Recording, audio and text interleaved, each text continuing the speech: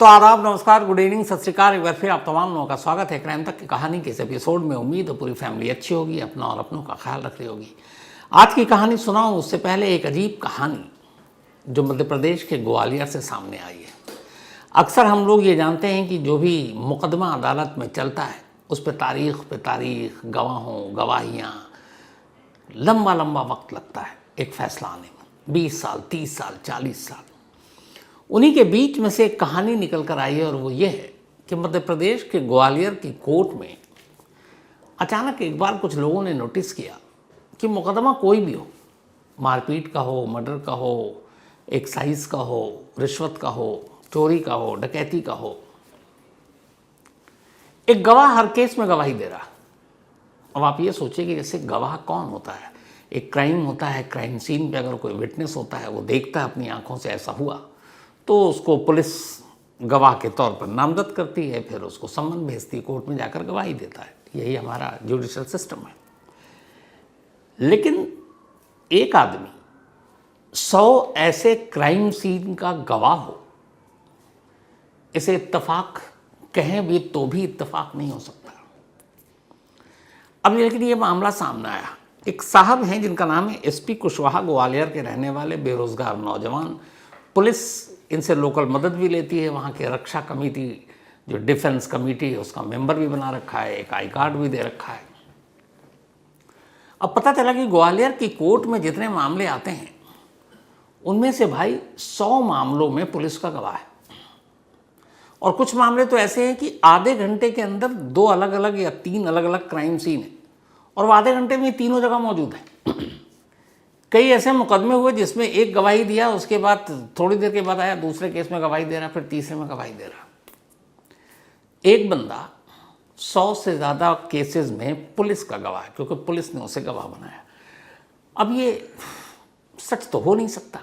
अब जब ये खुलासा आया, चूँकि लीगल पेपर पे नाम है उसका एसपी कुशवाहा, तो ये हुआ कि कैसे मुमकिन है कि पुलिस 100 से ज़्यादा केस में इसको अपना गवाह बनाएगा। तो तफ्तीश हुई तो पता चला फर्जीवाड़ा है। पुलिस कहाँ भाग दौड़ करे। तो कुछ लोग होते हैं, कई फिल्मों में भी दिखाया गया कि यार ये मामला है, चल तू गवाही दे देना। वो आ जाता है, कुछ पैसे ले लेता है, कुछ काम हो जाता है। अब वो बेसिर पैर का गवाह बन गया, बस उसकी गवाही हो गई, मुकदमा चलता रहेगा। चलिए, ये तो आम आदमी है। एक और साहब हैं जो एक डिस्ट्रिक्ट जज के ड्राइवर है। ये ड्राइवर साहब भी करीब 20 मामले में गवाह हैं, अलग अलग केसेस में। उसी कोर्ट में जज साहब हैं और उन जज साहब का वो ड्राइवर है। अब ये होता है कि जज साहब कोर्ट आएंगे, सुबह 9 से 5 बैठेंगे, तो ड्राइवर भी गाड़ी लेके वहीं रहेगा। अब दोस्ती तो हो ही जाती है, तो पुलिस वाले को लगता है कि यार कहाँ इधर उधर किसी दिन कोई गवाह बीमार है, कोई बाहर में गोली दे दिया, नहीं मिला, क्या करें। तो उसने कहा तुम ही कुछ पैसे ले लिया, तू ही गवाही दे दे। तो डिस्ट्रिक्ट जज साहब का एक ड्राइवर, वो भी पुलिस वालों का गवाह, और एक नहीं 15-20 केस में। अब अंदाज़ा लगाइए कि जब ऐसे ऐसे केसेस में ऐसे फर्जी गवाह पुलिस तैयार करेगी तो उस केस का हश्र क्या होगा। लेकिन अफसोस ये सच है। और अब जब ये सच्चाई सामने आई तो ग्वालियर पुलिस के भी हाथ पैर फूले। उन्होंने कहा हम जांच करेंगे, हम देखेंगे, और आइंदा ऐसा ना हो, जजों को मैनिपुलेट ना किया जा सके, फर्जी गवाह इस तरीके से ना पेश किया जा सके, उसको हम पुख्ता करेंगे। तो ये गज़ब है, एक बंदा 100 केस में पुलिस का गवाह, ये हमारे यहाँ हो सकता है। अब आते हैं आज की कहानी के ऊपर। जितना इस कहानी से पीछा छुड़ाना चाहता हूँ, कोई ना कोई कहानी नई सामने आ जाती है।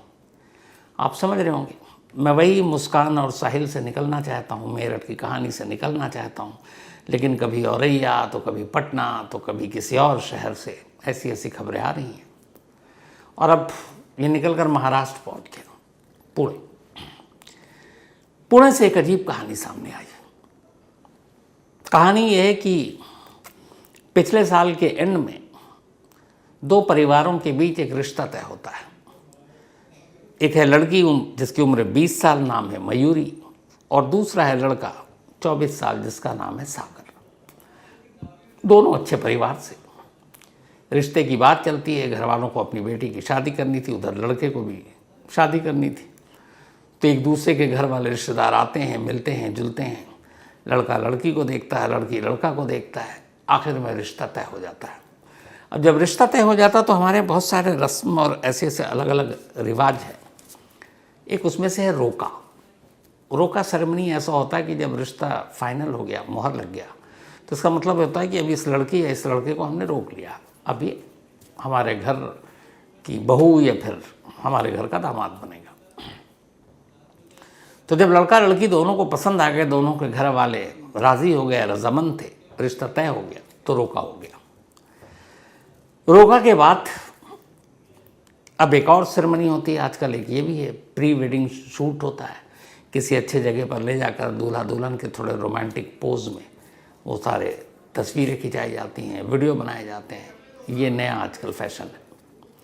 तो प्री वेडिंग शूट भी हो गया, इसके बाद सगाई भी हो गई, सब कुछ तय हो गया। अब ये हुआ कि शादी की तारीख तय करनी है। 12 मार्च, अभी पिछले महीने जो बीता, तो 12 मार्च की शादी तय हो गई। अब 12 मार्च को बारात आनी थी। दूल्हा सागर बारात लेकर आता और अपनी दुल्हन मयूरी को ले जाता। लेकिन इससे पहले अजीब चीज़ हो गई। 12 मार्च से करीब करीब 13-14 दिन पहले की बात है। 27 फरवरी 27 फरवरी को मयूरी ने सागर को फ़ोन किया और उसने कहा कि मुझे तुम्हारे साथ फिल्म देखने का मन कर रहा है, तो क्या तुम आ सकते हो और मुझे पिक्चर दिखाओगे। अब अपनी मंगेतर को कैसे मना करे, 10-12-13 दिन बाद शादी है। तो सागर भी खुश कि चलो उसकी मंगेतर ने एक ऐसी फरमाइश की है।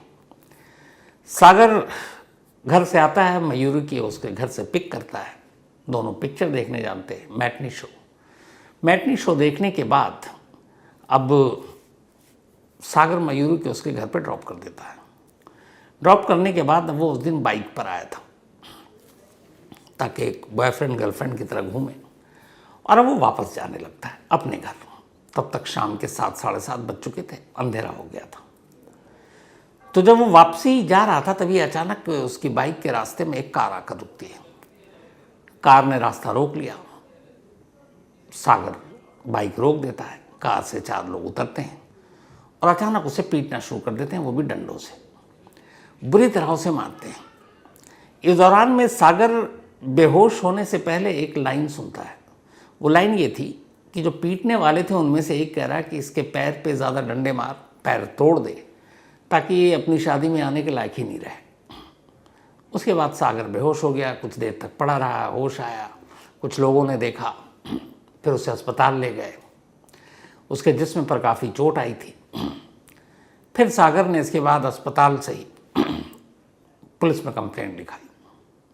कंप्लेंट ये कि कुछ अनजान लोगों ने उसकी गाड़ी का रास्ता रोका, उसे बुरी तरह पीटा।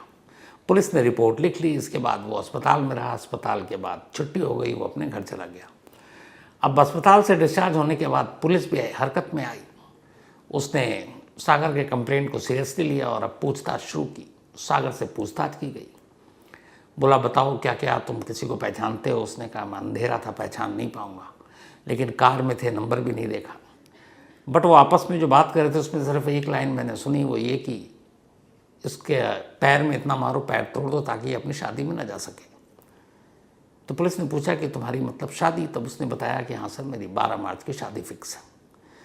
अब यहाँ पुलिस ने इस कड़ी को जोड़ना शुरू किया कि आखिर हमलावर ये क्यों कह रहे थे कि ये अपनी ही शादी में ना जा सके। पुलिस को लगा कुछ अफेयर या कुछ और चक्कर होगा। खैर, पुलिस बड़ी खामोशी के साथ अब इस केस को इन्वेस्टिगेट करती है। सबसे पहले क्राइम सीन को पुलिस विजिट करती है और फिर आसपास में देखती है कहाँ कोई सीसीटीवी कैमरा। जिस जगह पर ये इंसिडेंट हुआ वहाँ कोई कैमरा था नहीं, लेकिन कुछ दूरी पर कुछ कैमरे थे सड़क पर, और एक रेस्टोरेंट था, उसके बाहर एक कैमरा लगा हुआ था। पुलिस ने जब उन कैमरों को देखा तो एक कैमरे में सागर की बाइक भी जाती हुई दिखाई दी और उसके ठीक पीछे कई गाड़ियाँ जा रही थी। उन गाड़ियों में से जितने नंबर थे पुलिस ने चेक करने शुरू किए। सारे नंबर जेन्युइन निकले। उनको पूछा गया, उनके आरटीओ ऑफिस से, आरटीओ से उनके नंबर निकाले गए, उनके ओनर का नंबर निकाला गया। वो सब जेन्युइन एक एक करके शॉर्टलिस्ट करते गए, उन सबको क्लीन चिट देते गए। एक कार का नंबर जो था वो सबसे करीब था जो बाइक गुजरी उसके बाद पुलिस ने उसके बारे में पता शुरू किया, उसके ओनर तक पहुंचे। फिर इसी दौरान में उसी कार के पुलिस ने और भी कुछ सड़कों पर दूसरे सीसीटीवी कैमरे में फुटेज देखने का फैसला किया, क्योंकि अब सस्पेक्टेड कार वही थी। जब देखना शुरू किया तो अचानक एक कार में 4 जो लोग थे लड़के, उनका साफ चेहरा एक सीसीटीवी कैमरे में कैद हो गया जब वो कार में बैठ रहे थे और वहाँ सीसीटीवी कैमरा था। अब पुलिस के पास 4 चेहरे थे।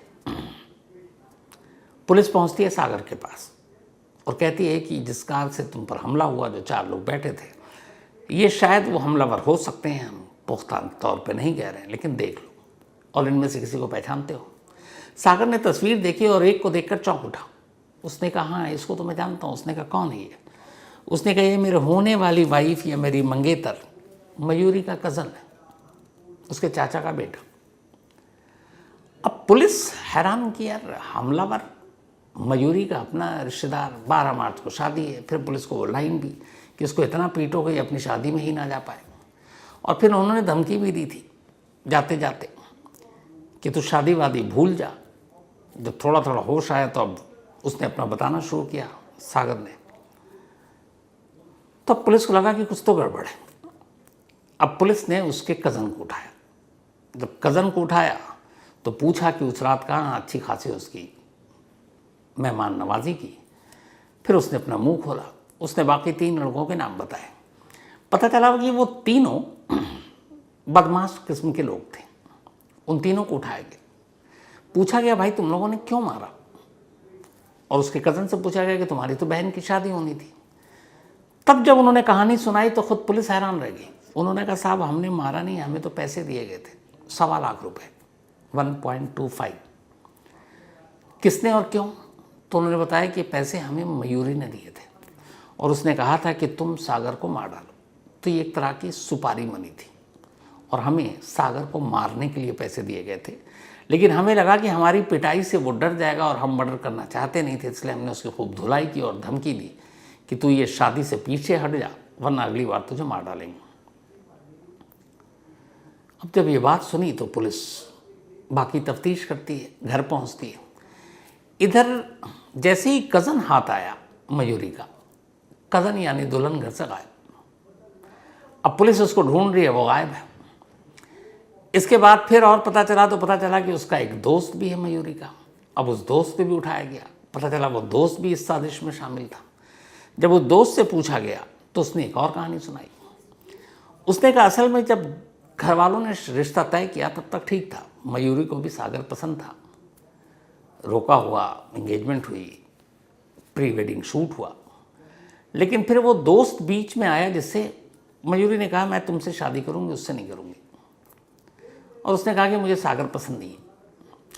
मयूरी ने एक बार सागर से कहा कि तुम खुद मुझे रिजेक्ट कर दो, मैं घर वालों को समझा दूंगी कि मैं तुमसे शादी नहीं करना चाहता। तो सागर के ऊपर उसने प्रेशर डाला। सागर ने कहा नहीं, मैं तो मना नहीं करूंगा, मैं तो शादी करना चाहता हूँ। इस बात से मयूरी और नाराज़ हो गई।